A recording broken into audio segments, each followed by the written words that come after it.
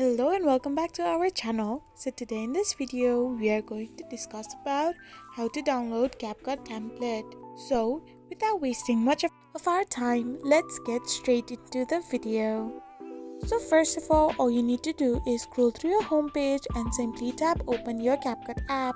So once you open your CapCut app, you will end up in its home page. So you need to now press on the template option. Now once you are here, you need to select the template to download it. So after you select the template, all you need to do is now simply press on the three dots on the right hand side, and once you press this, you will get the save option. So simply press it on, and after a matter of seconds, your CapCut template will get simply downloaded in your device. So this is how you download template on CapCut. I hope you found this video helpful, so don't forget to hit that subscribe button and do give us a thumbs up. We will be back again with these informative videos.